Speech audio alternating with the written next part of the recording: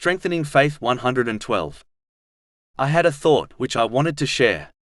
People have often conceived Allah, the Exalted, to be similar to those worldly rulers who immerse themselves in a life of ease in their grand palaces. Such rulers are normally far removed from their subjects. To all intents and purposes, they are well beyond the direct access of their subjects.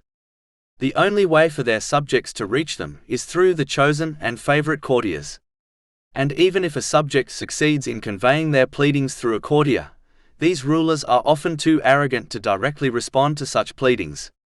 This is one aspect of the function of a courtier: to communicate to a ruler the pleadings of his subjects, and also to communicate to the subjects the response of the ruler. Since Allah, the Exalted, was often conceived in the image of such worldly rulers, many people fell prey to the false belief that Allah, the Exalted, is above the reach of ordinary human beings.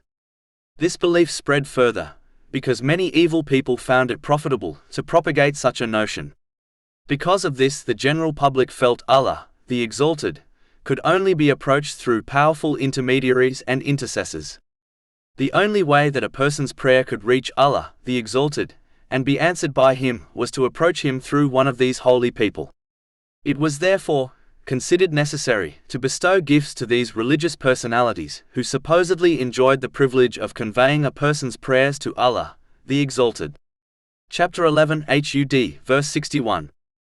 And to Thamud we sent their brother Saleh. He said, O my people, worship Allah, you have no deity other than Him. He has produced you from the earth and settled you in it, so ask forgiveness of Him and then repent to Him. Indeed, my Lord is near and responsive. The Holy Prophet Saleh, peace be upon him, struck at the root of this ignorant system. This he achieved by emphasizing two facts: that Allah, the Exalted, is extremely close to His creatures and that He answers their prayers. Thus he refuted many misconceptions about Allah, the Exalted: that He is far away, withdrawn from human beings, and that He does not answer their prayers if they are to directly approach Him. Allah, the Exalted, no doubt, is transcendent, and yet He is extremely close to every person. Everyone will find Him just beside themselves. Everyone can whisper to Him the innermost desires of their heart. Everyone can address their prayers to Allah, the Exalted, both in public and in private, verbally or secretly. Moreover, Allah, the Exalted, answers the prayers of all His creatures directly.